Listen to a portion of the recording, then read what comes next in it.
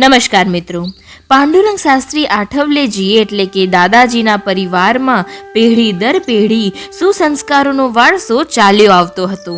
માત્ર પોતાના માટે જ જીવવાવાળી સંકુચિત વિચારધારાથી આઠવલે પરિવારનો દૂર દૂર સુધી કોઈ નાતો નહોતો.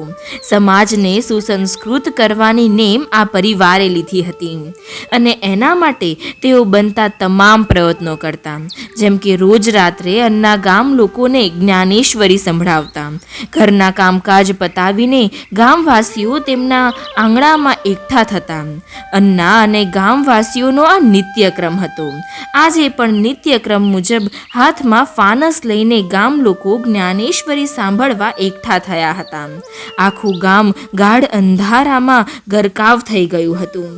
આસપાસના મોટા મોટા વૃક્ષો અંધારામાં કાળા ડિબાંગ મહાકાય રાક્ષસો જેવા લાગતા હતા.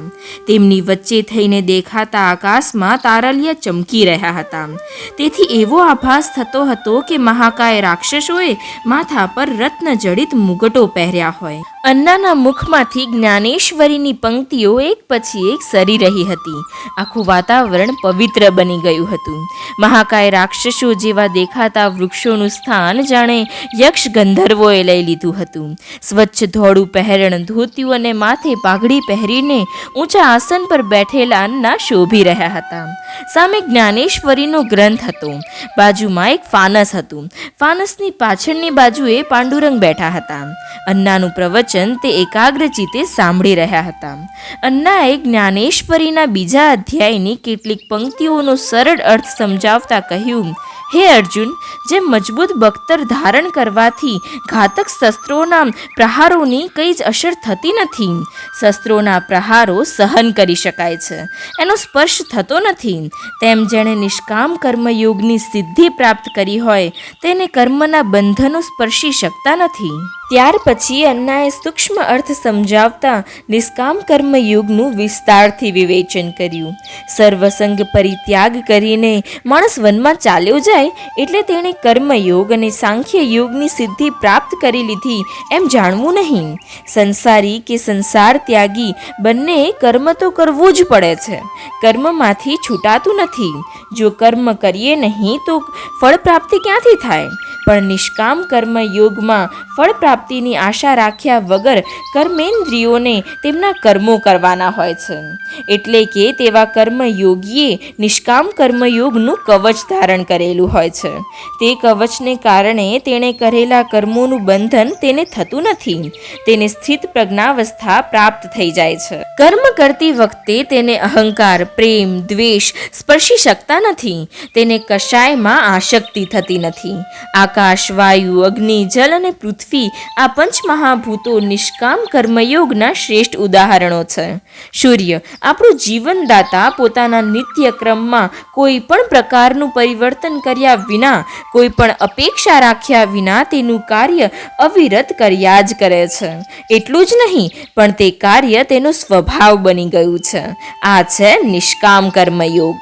આપણા બળવંતરાય તિલકે તેમના ગીતા રહસ્ય ગ્રંથમાં કહ્યું છે કે નિષ્કામ કર્મયોગ એટલે નિષ્ક્રિયતા નહીં. કંઈ જ ન કરતા નકામાં પડ્યા રહેવું એટલે નિષ્કામ કર્મયોગ એવી ગેરસમજ કરી લેતા નહીં. જો એમ હોય તો નિષ્ક્રિય પડી રહેતા પથ્થરને મોક્ષ મળવામાં કોઈ અડચણ ન આવતી. શ્રોતાઓ હસી પડ્યા. પછી અન્નાએ નિષ્કામ કર્મયોગ પર વધારે વિવેચન કર્યું. શ્રોતાઓ તે એક ચિત્તે સાંભળી રહ્યા હતા. અન્ના જે કહી રહ્યા હતા તેને સમજવાનો તેઓ પ્રયત્ન કરતા. પાંડુરંગ પણ એકાગ્ર થઈને દાદાજી જે કહેતા તે સાંભળી રહ્યા હતા. બધું જ તે સમજી શકતા હતા એમ નહોતું, પણ જેટલું તેમને સમજાતું હતું તેટલું તેમના મનમાં વસી જતું હતું. પાંડુરંગની ઉંમરના બીજા બાળકો કરતાં તેમનામાં સમજવાની શક્તિ વધારે હતી. તેથી માત્ર 6 વર્ષની ઉંમરે તેઓ જ્ઞાનેશ્વરી જેવો ગહન વિષય મન પરોવીને સાંભળતા હતા. એકાદ કલાક અન્ના કર્મયોગ પર પ્રવચન કરતા રહ્યા.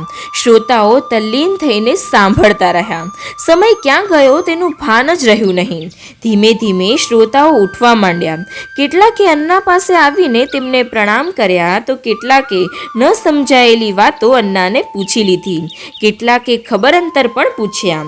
થોડી વારમાં વાતોની આપલે પૂરી થઈ. શ્રોતાઓ વિખેરાઈને અંધારામાં સમાઈ ગયા. બધા ગયા પછી અન્નાએ પાંડુરંગને પોતાની પાસે બોલાવ્યા. પાંડુરંગ તેમની પાસે આવીને બેઠા ત્યારે ત્યાં બીજું કોઈ નહોતું, માત્ર ફાનસનો પ્રકાશ હતો જે બંનેના ચહેરા જગમગાવી રહ્યો હતો. પાંડુરંગના માથા પર હાથ ફેરવતા અન્નાએ કહ્યું, પાંડુરંગ, આપણા આઠવલે ખાનદાને આજ સુધી કઠોર વ્રતનિષ્ઠા સાચવી રાખી છે. વ્રતનિષ્ઠા એટલે કંઈ કરવા ધાર્યું હોય તેમાંથી પાછું ફરવું નહીં. તારે પણ વ્રતનિષ્ઠ બનવાનું છે. બનીશ ને? પાંડુરંગે હકારમાં માથું હલાવ્યું.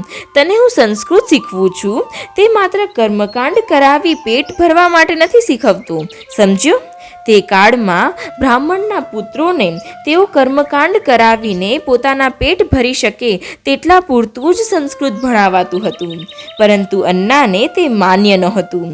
સંસ્કૃતનો આટલો મર્યાદિત અને સંકુચિત અર્થ તેમને સ્વીકાર્ય નહોતો. તેથી જ તેમણે કહ્યું, સંસ્કૃત સાહિત્યના મૌલિક વિચારો જ સમાજને સુસંસ્કૃત કરી શકશે. હું તને સંસ્કૃત શીખવું છું તે બીજાને શીખવવા માટે, તેમને ઘડવા માટે, માત્ર પુરાણ કથા સંભળાવીને આજીવિકા રણવા માટે નહીં. અન્નાએ આગળ કહ્યું, જુવાનીમાં શરીરને વધુ શ્રમ પડે તેવું વ્રત લેવું નહીં. આઠવલે ખાનદાનને ઊંચું લાવવા માટે તારે વ્રત લેવાનું નથી. તારે તો સમાજને ઊંચે લાવવા માટે સંઘર્ષ કરવાનો છે.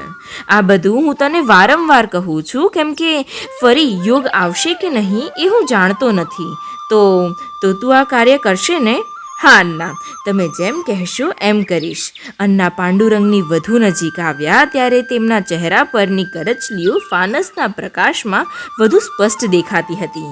હવે અન્ના થાક્યા છે તેવું સ્પષ્ટ દેખાતું હતું. તેને એમ પણ લાગ્યું કે આજે તેમનું તેજ વધુ ખીલ્યું છે. તેમની આંખોમાં આજે પાંડુરંગને કંઈક જુદી જ ચમક દેખાઈ. તેમનું એ રૂપ અપૂર્વ હતું. અન્ના તેની પાસેથી ઘણી મોટી અપેક્ષા રાખી રહ્યા છે તેનો આછો ખ્યાલ પાંડુરંગને આવી ગયો હતો. તે અન્ના સામે એકી ટસે જોઈ રહ્યા હતા. ત્યાં જ અન્ના બોલ્યા, હજી એક વાત તને ફરી કહું છું, કોઈની પાસેથી કંઈ ઉછીનું લેવું નહીં, ઉધાર માંગવું નહીં કે કરજ કરવું નહીં, અને કોઈના જામીન થવું નહીં. એમ કરવાથી આપણું તેજ ક્ષીણ થાય છે. આ વાત તું કાયમ યાદ રાખજે. પાંડુરંગે હકારાર્થી માથું હલાવ્યું. આટલું કહ્યા પછી અન્નાએ તેમને વધુ પાસે લીધા. પાંડુરંગ પણ તેમને વળગીને બેઠા. તેમના મનમાં વિચારોના તરંગો ઉમટ્યા હતા. અન્નાએ આ બધું મને આજે જ કેમ કહ્યું તેનું આશ્ચર્ય તેમને થયું હતું. વિચાર કરતાં કરતાં તેમણે આસપાસ જોયું. બધું જ અંધકારમાં સમાઈ ગયું હતું. માત્ર તેમનું અંતઃકરણ પ્રકાશી ઉઠ્યું હતું. તો પાછા મળીશું આવતા રવિવારે વાતો નવી લઈને. ત્યાં સુધી રાધે રાધે.